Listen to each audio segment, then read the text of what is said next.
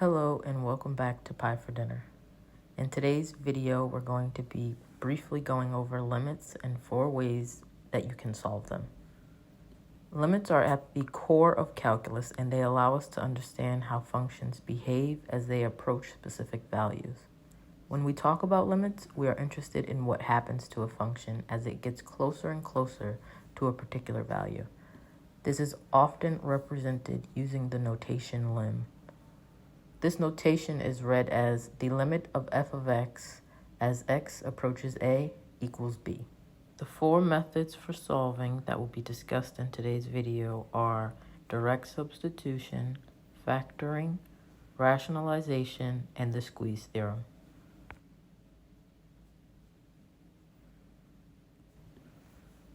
First, we will plug 2 directly into everywhere we have an x.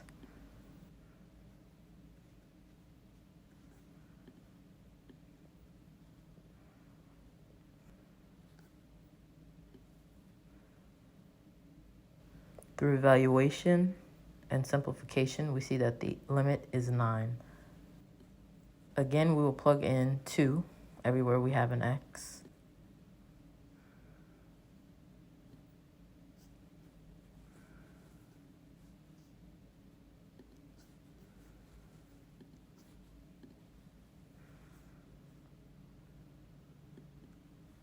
And after evaluating and simplifying, we see that our answer is 0. Again, by substituting 0,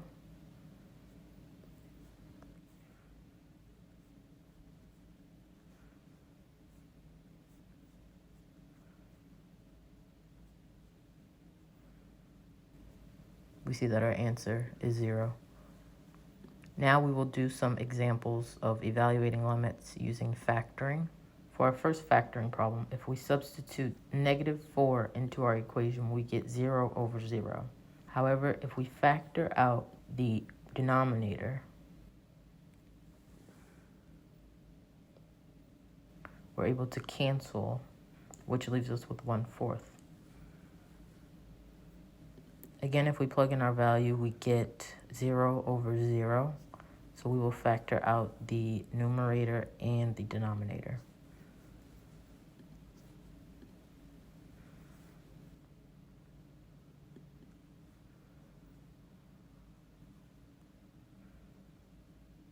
After doing that, we can cancel out the x minus 2 in the denominator and numerator,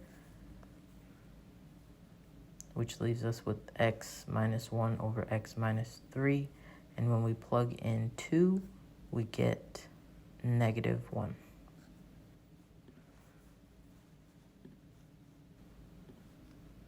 Now we'll move on to solving using rationalization. If we plug in 25 into our equation, we will get 0 over 0. And so we have to take the radical out of the numerator and multiply the entire fraction by the conjugate, which in our case is 5 plus the square root of x. So when we do this, we're essentially multiplying by 1. Now we can simplify.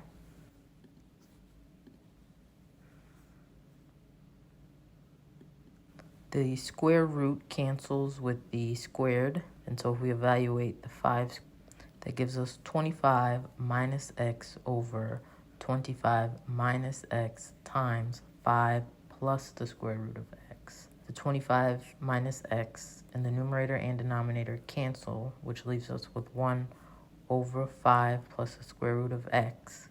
If we plug in our 25, we get 1 over 5 plus 5, which equals 1/10.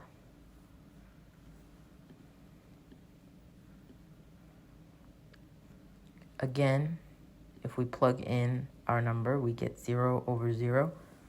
And so we have to use rationalization for the radical in the numerator. So we will multiply by the conjugate of the radical. The square root of t squared plus 9 plus 3 instead of minus 3. And then we can simplify.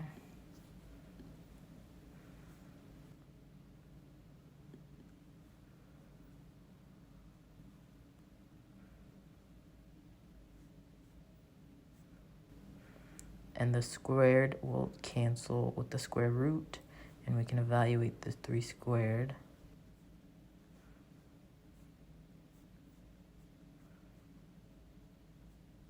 And then our plus 9 and minus 9 will cancel. We can also cancel the t squared in the numerator and the denominator. This leaves us with 1 over the square root of t squared plus 9 plus 3. And if we plug in our number, we get 1 over 3 plus 3, which equals 1/6.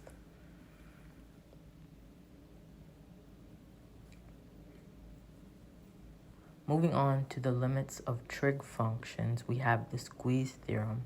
And the squeeze theorem essentially states, in simpler terms, if we squeeze our target function between two other functions whose limits are equal, then the limit of our target function will also be equal to that common limit. For our first example, we know that the sine function's values will always fall in between -1 and 1.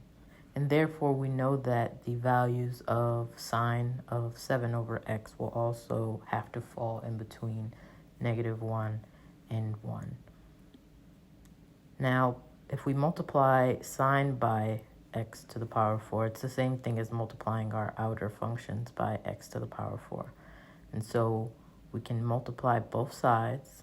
And now that we have a function on both sides of our equation, we can evaluate by plugging in our number, which is 0.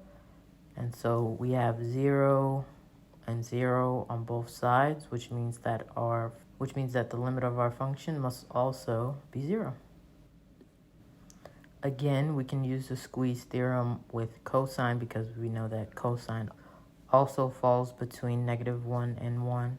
And so we'll multiply both sides of the equation by the x squared. We'll plug in our value of 0, which will give 0 on both sides, which of course means that our limit is also equal to 0.